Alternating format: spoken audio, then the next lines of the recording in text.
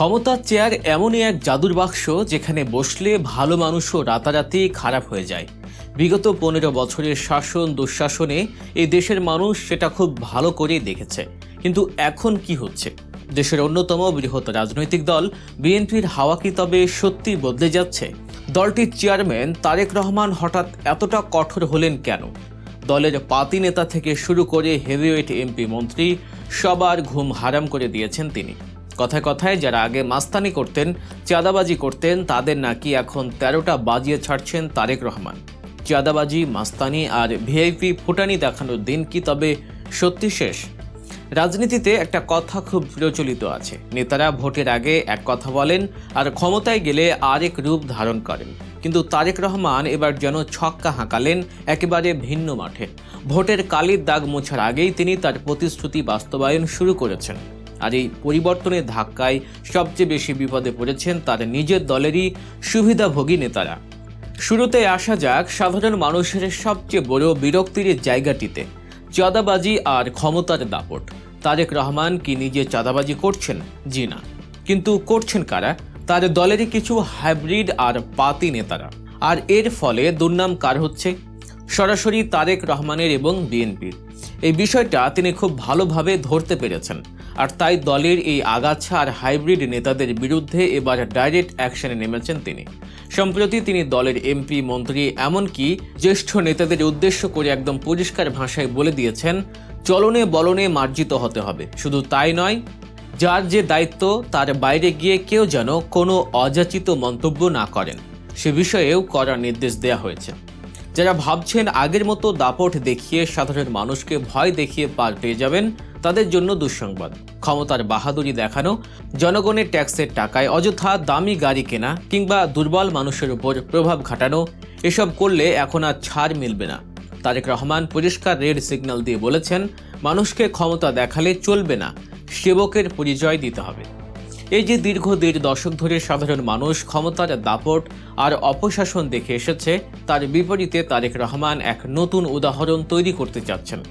তিনি তার নেতাকর্মীদের মানসিকতা পরিবর্তনের জোর তাগিদ দিয়েছেন। তিনি মনে করেন একজন নেতা নির্বাচিত হন জনগণের সেবা করার জন্য। তিনি সরাসরি বলেছেন, আমি 5 বছর তোমাদের গোলাম বা চাকর হয়ে থাকতে চাই। এই যে মানসিকতার পরিবর্তন, এটা বাংলাদেশের কলুষিত রাজনীতির জন্য বিশাল একটা ব্যাপার। তবে তিনি শুধু মুখে বড় বড় কথা বলেই দায় সারছেন না, নিজে যা বলছেন সেটা আগে নিজে করে দেখাচ্ছেন। আপনি খেয়াল করলে দেখবেন, ভিআইপি কালচার থেকে তিনি নিজেকে পুরোপুরি বের করে এনেছেন। ট্রাফিক আইন মেনে চলার উপর তিনি এখন সবচেয়ে বেশি জোর দিচ্ছেন। এমনকি নিজের জন্য অতিরিক্ত প্রোটোকল নিতেও সাফ মানা করে দিয়েছেন। রাস্তার 2 পাশে পুলিশের লাইন দাঁড়িয়ে থাকবে, আর সাধারণ মানুষের রাস্তা আটকে তাদের ভোগান্তিতে ফেলে কোনো নেতা সাইরেন বাজিয়ে চলে যাবেন, এই সেকেলে রাজনীতি তিনি একদমই পছন্দ করছেন না। দর্শক, এমন সব চমকপ্রদ সত্য ও বিশ্লেষণধর্মী খবর পেতে গল্প নিউজ চ্যানেলটি এখনই সাবস্ক্রাইব করে রাখুন এবং বেল আইকনে ক্লিক করতে ভুলবেন না। চলুন মূল আলোচনায় ফিরে যাই। তারেক রহমানের পরিবর্তনের আরেকটি বড় প্রমাণ হলো তার বাহ্যিক রূপ বা গেটআপ। আপনি যদি তার সাম্প্রতিক ছবি বা ভিডিওগুলো দেখেন, বুঝতে পারবেন সেখানে বিশাল পরিবর্তন এসেছে। সুটেড বুটেড হয়ে বিশাল ইমেজের নেতার চেয়ে তিনি এখন সাধারণ টি শার্ট বা সাদা শার্টেই বেশি স্বাচ্ছন্দ্য বোধ করছেন। কারণ তিনি বুঝতে পেরেছেন, মানুষের সম্মান দামি পোশাকে বা অহংকারে থাকে না, সম্মান থাকে কাজে এবং আচরণে। এই কাজের প্রমাণ তিনি দিচ্ছেন সাধারণ মানুষের পাশে দাঁড়িয়ে। বিলাসী জীবন ছেড়ে তিনি এখন কল্যাণকামী রাষ্ট্রের রূপরেখা বাস্তবায়নে ব্যস্ত। রাষ্ট্রের অর্থের অপচয় রোধ করে তিনি জনগণের কল্যাণে সেই অর্থ ব্যয়ের নির্দেশ দিয়েছেন। এরই অংশ হিসেবে মাত্র 20 দিনের মাথায় চালু হয়েছে ফ্যামিলি কার্ড। এই কার্ডের মাধ্যমে দেশের প্রায় 37,000 মানুষের কাছে সরাসরি বিকাশের মাধ্যমে 2,500 টাকা করে পৌঁছে যাচ্ছে। 2,500 টাকা হয়তো অনেক বিত্তবানের কাছে কিছুই না, কিন্তু একজন দরিদ্র মানুষের কাছে, যার ঘরে খাবার নেই, এই টাকাটা ঈদের খুশির মতো।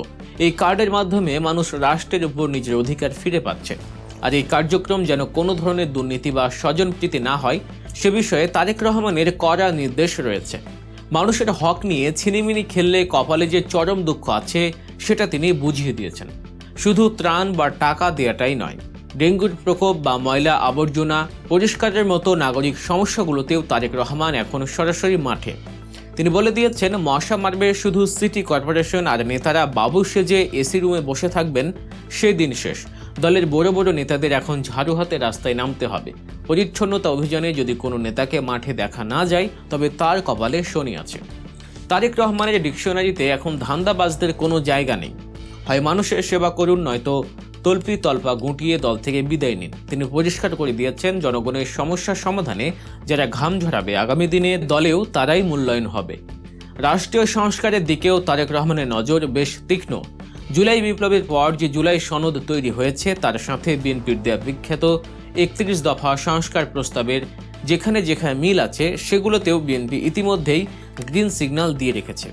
যদিও জুলাই সনদ নিয়ে এখনও বিতর্ক কাটেনি, তবে তিনি হঠকারী কোনো সিদ্ধান্তে বিশ্বাসী নন। অনেকেই আবেগের বশে বলছেন সবকিছু এক নিমিষে বদলে ফেলতে, তবে তিনি চান নিয়ম মেনে আলোচনার ভিত্তিতে একটি টেকসই সংস্কার। দলের শৃঙ্খলা রক্ষায় তারেক রহমান এখন একদম জিরো টলারেন্স নীতিতে আছেন। তিনি দলের তরুণ সদস্যদের কড়া নির্দেশ দিয়েছেন, রাস্তায় নামলে ট্রাফিক আইন মানতে হবে, অফিসে গেলে একদম টাইম টু টাইম থাকতে হবে, কোনো মাস্তানি বা আমি অমুক করি বলে নিয়ম ভাঙার সুযোগ এখন আর নেই। আইন সবার জন্য সমান।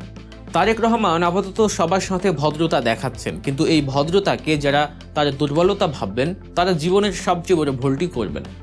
এখনকার তারেক রহমান অনেক বেশি ঠান্ডা মাথার এবং অনেক বেশি ক্যালকুলেটিভ। হুটহাট ইমোশনাল সিদ্ধান্ত নেওয়ার দিন শেষ।